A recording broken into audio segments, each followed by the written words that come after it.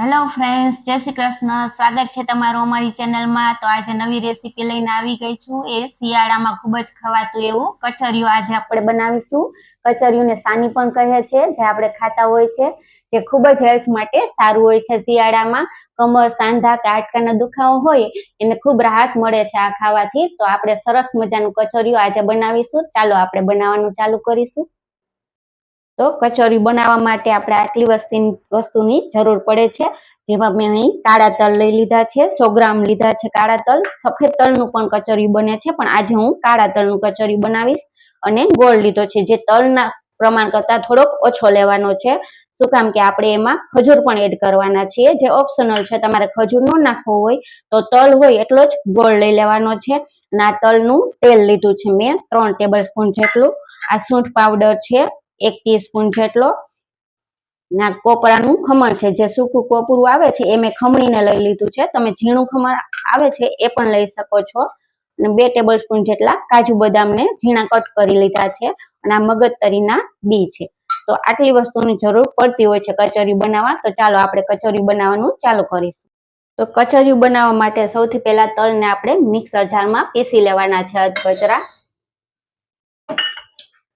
સાચું કચોરિયું તો મોટી ઘાણીમાં બનતું હોય છે, એમાં સરસ બને છે, પણ આપણે વસ્તુ ઓછી હોય, ઓછા પ્રમાણમાં બનાવતા હોય છે, એટલે આપણે મિક્સર જારમાં પીસી લેવાનું તલને.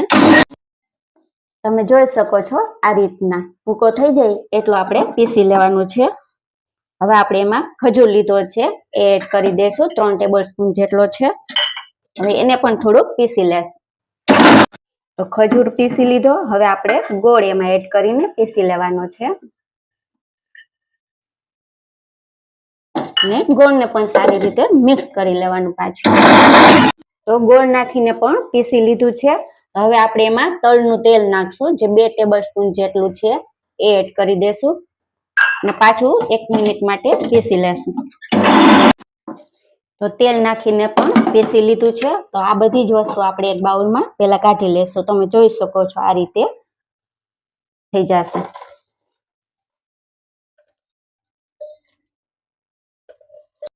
તો આ રીતે આપણે મિક્સરમાંથી બધું જ બાઉલમાં લઈ લીધું. તમે જોઈ શકો છો આવું ટેક્સચર હોવું જોઈએ. હવે એમાં આપણે કાજુ બદામ એડ કરીશું, જે ઓપ્શનલ છે ટોટલી. અને સૂંઠ પાવડર 1 ટીસ્પૂન જેટલો એડ કરીશું. ટોપરાનું ખમણ છે એ એડ કરી દેવાનું છે. અને આ મગજતરીના બી છે. આ બધું જ એડ કરી સરસ મિક્સ કરવાનું છે, એટલે જ આને કચરિયું કહે છે. હવે આને કચરવાનું છે આપણે. સારી રીતે મિક્સ કરી લેશું એટલે આપણું કચરિયું તૈયાર છે. પછી આપણે એને ગાર્નિશ કરીશું. તો કચોરી સરસ મિક્સ કરી લીધું છે મેં. હવે એને આપણે ગાર્નિશ કરીશું. તો મેં અહીં એક વાટકો લઈ લીધો છે, એમાં થોડુંક તલનું તેલ એડ કરી દેવાનું પહેલા. આ રીતે વાટકામાં રાખી દેશું.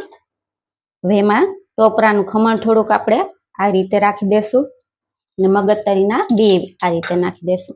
એમાં આ કચોરિયું આપણે દબાવીને સરસ ભરી લેશું. આ રીતે દબાવીને એકદમ પ્રેસ કરીને સરખું કરી લેવાનું. હવે આપણે એને એક પ્લેટમાં કાઢવાનું છે. તો પ્લેટના એની ઉપર રાખી અને આમ ઊંધું કરી લેશું. થોડુંક ઠપકારશું એટલે નીકળી જશે. તમે જોઈ શકો છો સરસ નીકળી ગયું છે. હવે એને આપણે પાછું થોડુંક ગાર્નિશ કરીશું. કાજુ લઈ લીધા છે, કાજુના ફાડા. ગાર્નિશિંગ તમારી પસંદ પ્રમાણે તમે કરી શકો છો.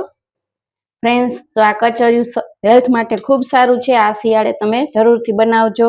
તમને મારી આ રેસીપી જો ગમી હોય તો લાઈક શેર કરવાનું ભૂલતા નહીં. અને કોમેન્ટ કરી દેજો કેવી બની છે. અને એકવાર અમારી ચેનલને સબસ્ક્રાઈબ પણ કરવાનું ભૂલતા નહીં. સરસ મજાનું આપણું કચોરિયું બનીને તૈયાર છે.